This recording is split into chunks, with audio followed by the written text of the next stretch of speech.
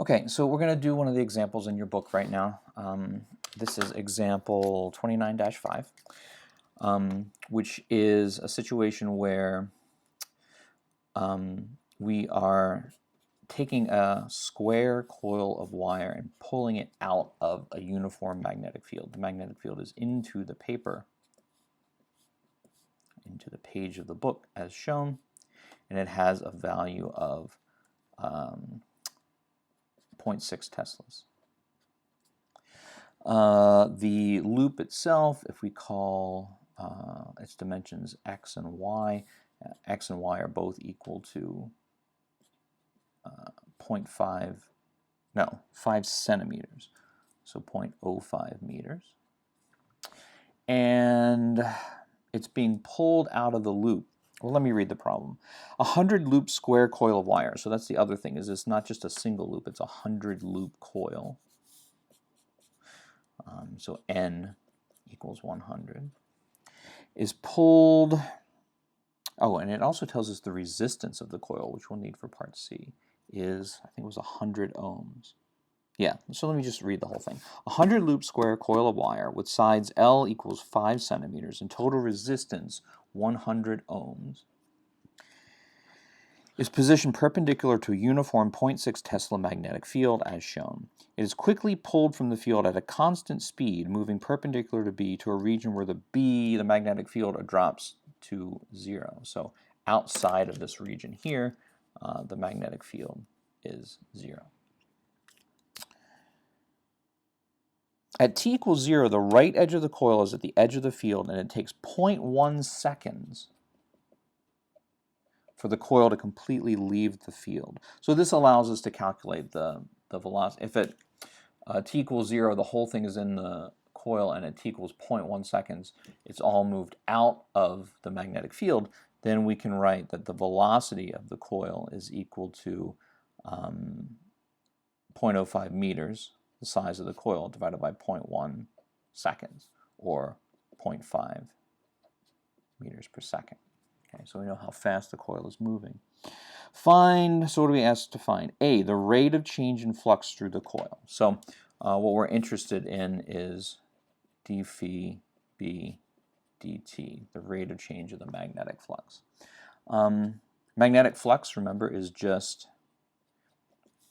well, it's the integral of b dot dA, but in our case, b is constant, a is just a square, and they're perpendicular to one another. So this is just b times a, where a is the area of the coil that is the area of the coil that is currently inside the magnetic field. So the a is just this part of the coil that is currently experiencing the magnetic field, and that's changing as we pull the coil out of the field. So this area in the field, we can think of it this way. If this is our coil, and we call this distance x, and this distance y is constant, x is not constant. X changes as the coil is pulled from the field, but the area in the field, A, is equal to xy. So the magnetic flux is equal to bxy, and the rate of change of that magnetic field, the magnetic flux, is b is a constant, y is a constant, x is not a constant. Okay, x is changing, and dx dt is just equal to v. So this is b times y times v, the velocity at which this coil is being pulled from the field. So the rate of change of magnetic flux through the loop is equal to, the magnetic field was 0.6 Teslas. The height of the loop is 0.05 meters, 5 centimeters, and the rate of change of the x, how much of the loop is in the field, is 0.5 meters per second. So if I pull out my calculator, 0.6 times 0.05 times 0.5 is equal to 0.015, and a Tesla times meter squared divided by second is actually a volt. This has got the same units as EMF, right? Faraday's law says the EMF is minus d phi b dt. So the answer to part A, what's the rate of change of flux through the coil, is 0.015 volts. The EMF generated is equal to minus n times the rate of change of the flux, because there are multiple coils, and that's going to be 100 times, there are 100 turns in the coil, so that's equal to 1.5 volts. We should, well, actually B asks for the EMF and the current. So we can find the current from Ohm's law. I is equal to V over R, which is 1.5 volts divided by 100 ohms. We're told that the resistance of the whole coil is 100 ohms, so that's 0.015 amps. Is the current which direction? So let's use Lenz's law to figure out the direction. The magnetic field is into the page. The magnetic flux through the loop is decreasing. Lenz's law and the negative sign in Faraday's law says we're going to oppose that decrease in the field, and the way you oppose a decrease is by creating your own field in the same direction. So the right-hand rule says that the current direction that will do that is a current that goes around that way. So we can say clockwise around the loop. Okay, so the magnetic field of the loop has to point into the page, so the current in the loop is clockwise around the square. So that's B, the EMF and the current. C asks how much energy is dissipated in the coil. That's asking for, well, the power is IV or I squared R.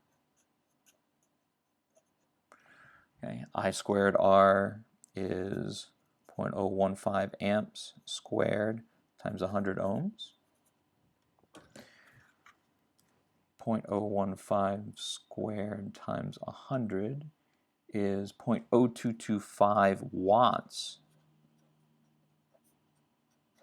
Okay, is the power that will be generated by that current as the loop is pulled out of the field. So the energy is going to be equal to the power times the time, right? Power is the rate that energy is used over time, which is 0.0225 watts, which is a joule per second, times, what was the time, 0.1 seconds. So that's 0.00225 joules of energy, 0.0225 joules. And you can also calculate from that, you can calculate the force that was required to pull that loop. You are, when pulling this coil out of the magnetic field, you are doing work against that change in the magnetic field. If you are generating a current and generating an EMF, you are also doing work, and the work that you do is equal to 4 times distance, which is 0.0225 joules of work. You can feel this resistance when you move a strong magnet through a coil or through a changing magnetic field. Okay, so that's example 29-5. And we'll go on and we'll look at some other example problems from the chapter as well.